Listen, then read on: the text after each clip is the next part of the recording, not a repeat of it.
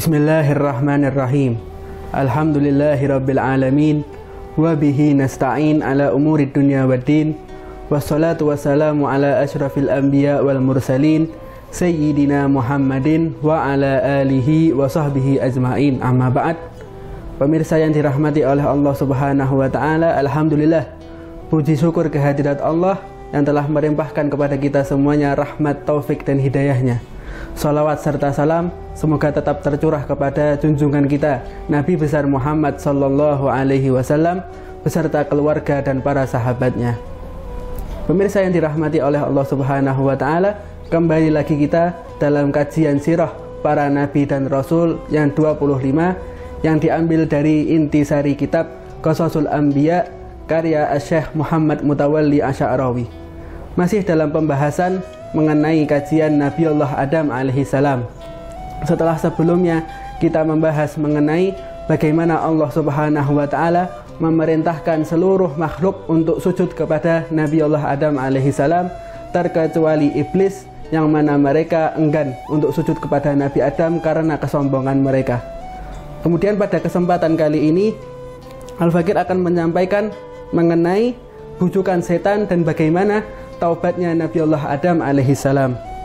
Sebagaimana disebutkan di dalam Al-Quran, Bismillahirrahmanirrahim, fadallahuma bighurur falamma dhaqa syajarata badat lahuma sawatuhuma. Kemudian ketika Nabi Allah Adam tinggal berada di surga bersama dengan Siti Hawa, Allah Subhanahu wa taala telah memerintahkan Nabi Adam untuk menjauhi daripada pohon khuldi. Allah Subhanahu wa taala melarang Nabi Adam untuk memakan daripada buah khuldi. Kemudian di sini Allah menceritakan bahwasannya setan membujuk Nabi Allah Adam dan Siti Hawa dengan tipu dayanya hingga mereka mendekati pohon itu, kemudian mereka memakan daripada buah itu. Makna dari ayat ini adalah bahwasannya ketika setan membujuk Nabi Allah Adam, mereka tidak hanya membujuk dengan sekali bujukan saja, akan tetapi mereka berulang-ulang kali untuk membujuk Nabi Allah Adam alaihissalam. Dan bahwasannya bujukan mereka itu berisikan bahwasannya mereka diajak untuk berpaling daripada perintah Allah Subhanahu wa taala. Mereka iblis mengajak daripada Nabi Allah Adam dan Siti Hawa untuk melanggar perintah Allah Subhanahu wa taala. Kemudian ketika itu Nabi Allah Adam dan Siti Hawa menganggap bahwasannya iblis ini menasihati mereka untuk memakan daripada buah khuldi. Kemudian ketika iblis membujuk mereka, pada mulanya iblis hanya membujuk untuk mendekati daripada pohon itu. Iblis membujuk Nabi Allah Adam dan Siti Hawa mendekati dan semakin mendekati daripada pohon daripada buah khuldi itu. Kemudian setelah iblis berhasil membujuk mereka untuk mendekati daripada pohon itu, kemudian iblis memperindah daripada bentuk buah khuldi. Dilihatnya bahwasannya buah itu nikmat, buah itu terlihat segar dan nikmat untuk disantap. Kemudian setelah iblis berhasil membujuk mereka untuk memetik daripada buah itu, akhirnya Nabi Allah Adam dan Siti Hawa jatuh ke dalam perangkap iblis, yaitu memakan dan mencicipi daripada buah khuldi itu. Di sini menjelaskan bahwasannya maksiat itu tidak hanya terjadi begitu saja, akan tetapi itu terjadi selangkah demi selangkah, perlahan demi perlahan. Maka dari itu kita diajarkan oleh Allah Subhanahu wa taala di dalam ayat ini bahwasannya kita dilarang untuk mendekati daripada tempat-tempat kemaksiatan. Meskipun ada tempat kemaksiatan, kita diperintahkan Allah untuk menjauhi daripada tempat-tempat itu. Dan meskipun kita datang ke tempat itu, kita hadir di tempat kemaksiatan itu, kita pasti akan dibujuk oleh setan untuk melaksanakan daripada kemaksiatan hingga akhirnya kita jatuh ke dalam perangkap setan, yaitu kita melaksanakan maksiat kepada Allah Subhanahu wa taala, kita melanggar perintah Allah Subhanahu wa taala. Kemudian Allah Subhanahu wa taala berfirman, falamma dzaqaq, yaitu kemudian ketika Nabi Allah Adam dan Siti Hawa mencicipi daripada buah itu. Artinya Nabi Allah Adam dan Siti Hawa hanya mencicipi daripada buah khuldi itu. Dan Allah Subhanahu wa taala tidak mengatakan bahwasannya mereka berdua memakan daripada buah itu, akan tetapi mereka hanya mencicipi daripada buah itu. Wa tafiqa yakhsifani alaihima min waraqil jannah. Kemudian pakaian daripada Nabi Allah Adam pakaian daripada Siti Hawa, mereka semua pakaiannya luntur, dan akhirnya kedua Nabiullah Adam dan Siti Hawa mulai menutupi daripada aurat mereka dengan warakil jannah, dengan dedaunan-dedaunan surga. Kemudian Allah Subhanahu wa taala menyeru kepada mereka, wa nadahuma rabbuhuma alam anhakuma antilkuma syajarata wa aqul lakuma inna syaitana lakuma aduwwum mubin. Dan Allah Subhanahu wa taala menyeru kepada Nabiullah Adam dan Siti Hawa, bukankah aku telah melarang kalian daripada mendekati pohon itu? Dan aku telah mengatakan kepada kalian bahwa setan dan iblis itu adalah musuh yang nyata. Ini artinya bahwasannya Allah Subhanahu wa taala tidak memberi uqubah, tidak memberi hukuman kepada Nabiullah Adam dan Siti Hawa sebelum Allah memberi tahdzir, memberi peringatan kepada mereka. Sehingga Allah tidak bisa dikatakan bahwasannya Allah zalim kepada Nabiullah Adam dan Siti Hawa, karena Allah telah memperingatkan mereka dan mereka enggan untuk mendengarkan daripada perintah Allah, dan akhirnya mereka jatuh dalam perangkap iblis dan mereka melaksanakan kemaksiatan kepada Allah Subhanahu wa taala. Sehingga di sini Allah taala adalah Tuhan yang maha adil dan apa yang diucapkan Allah adalah maha benar. Sebagaimana Allah Subhanahu wa taala mengatakan, wa ma kunna mu'adzibina hatta nab'atsa rasula, dan tidaklah kami mengadab suatu kaum sampai kami mengutus kepada mereka seorang rasul. Ini juga merupakan dalil bahwasannya ayah dan ibu Nabi Muhammad SAW termasuk daripada ahlul fitrah, yang mana mereka hidup di masa sebelum diutusnya Nabi Allah Muhammad SAW. Di antara daripada diutusnya Nabi Allah Isa dan Nabi Allah Muhammad ada 600 tahun, yang mana itu merupakan masa fitrah, yang mana di situ kaum yang tinggal di masa itu mereka tidak diazab oleh Allah Subhanahu wa taala.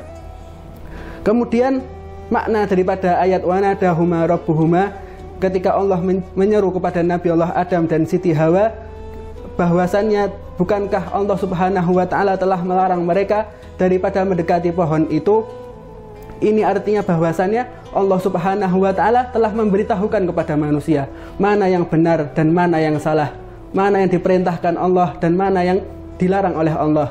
Dan ketika seorang manusia melaksanakan perintah Allah, maka balasannya adalah demikian. Dan barang siapa yang melanggar daripada perintah Allah, maka balasannya adalah demikian. Kemudian ketika Nabiullah Adam dan Siti Hawa sadar atas kesalahan mereka, mereka sadar atas kelupaan mereka terhadap perintah Allah, maka keduanya berdiri di hadapan Allah Subhanahu wa taala, mengharapkan daripada maghfirah, ampunan dari Allah Subhanahu wa taala. Mereka mengakui atas kesalahan mereka, mereka menyadari daripada kelalaian mereka, dan mereka mengatakan kepada Allah, ya Allah, Rabbana dhalamna anfusana wa illam taghfir lana wa tarhamna lanakunanna minal khasirin. Ya Allah, ya Tuhan kami telah menzalimi diri kami sendiri. Wa illam taghfir lana, dan apabila Engkau tidak mengampuni dosa-dosa kami dan Engkau tidak merahmati kami, lanakunanna minal khasirin, maka kami akan termasuk daripada golongan orang-orang yang merugi. Di sini terlihat perbedaan daripada Nabiullah Adam dengan iblis. Ketika iblis melanggar daripada perintah Allah, ia tidak langsung meminta ampunan dari Allah. Allah Subhanahu wa taala sudah memberikan mereka waktu untuk bertaubat kepada Allah Subhanahu wa taala. Akan tetapi mereka tetap dalam kemaksiatan mereka, mereka tetap tidak mau mengakui kesalahan-kesalahan mereka. Sedangkan Nabiullah Adam dan Siti Hawa dan seluruh umat manusia, mereka diberi kesempatan oleh Allah Subhanahu wa taala untuk meminta pengampunan, untuk mengakui daripada kesalahan-kesalahan mereka.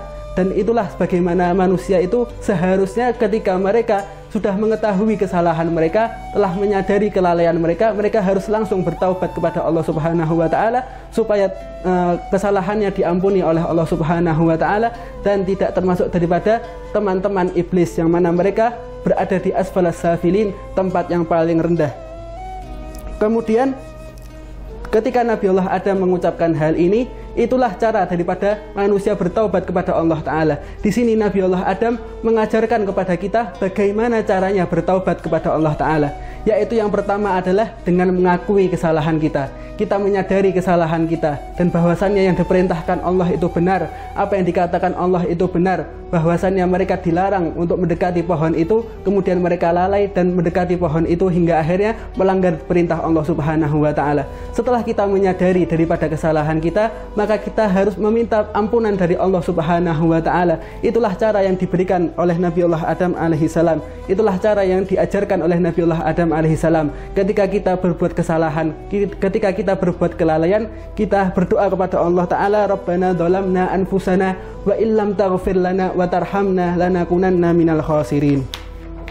Faya ikhwani yang dimuliakan oleh Allah Subhanahu wa Ta'ala, hikmah daripada kisah Nabiullah Adam ini bahwasannya Allah Subhanahu wa Ta'ala memberi ujian kepada Nabiullah Adam alaihissalam.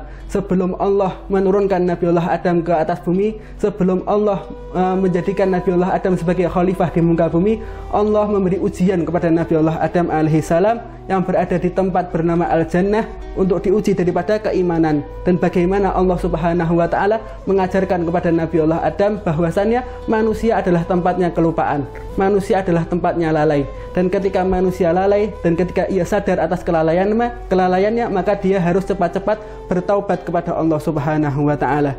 Allah Subhanahu wa Ta'ala masih memberi pintu taubat kepada umat manusia. Allah Subhanahu wa Ta'ala masih memberi kesempatan kepada umat manusia. Maka cepat-cepatlah untuk bertaubat kepada Allah Subhanahu wa Ta'ala, menyadari kesalahannya dan meminta ampunan kepada Allah Subhanahu wa Ta'ala. Dan setan itu adalah makhluk yang mana mereka diciptakan oleh Allah Subhanahu wa Ta'ala sebagai musuh yang benar-benar ada bagi manusia. Setan selalu ingin berbalas dendam kepada umat manusia karena manusia ditempatkan di tempat yang tinggi di sisi Allah Subhanahu wa Ta'ala, dan manusia ingin selalu manusia diperingatkan oleh Allah Subhanahu wa Ta'ala atas iblis yang mana mereka selalu memberi was-was, memberi bisikan kepada manusia untuk jatuh ke dalam lembah kemaksiatan. Wa yajibu alla yandura abna Adam ila abihim Adam ka awwali man irtakabal khati'ah. Dan di sini kita diajarkan bahwasannya kita tidak sepantasnya untuk melihat ayah kita Nabiullah Adam sebagai orang yang pertama untuk melaksanakan kemaksiatan. Itu diajarkan kepada kita bahwasannya manusia itu adalah tempatnya kesalahan, manusia itu adalah tempatnya kelalaian, dan apabila kita lalai, apabila kita lupa atas perintah Allah Subhanahu wa Ta'ala, kita jatuh dalam kemaksiatan, maka kita harus berdoa kepada Allah, Rabbana dzalamna anfusana wa illam taghfir lana wa tarhamna lanakunanna minal khasirin. Semoga yang sedikit ini bisa bermanfaat bagi kita semuanya. Hadza minni wal afu minkum wa sallallahu ala sayyidina Muhammadin wa ala alihi wa sahbihi wa sallam walhamdulillahi rabbil alamin.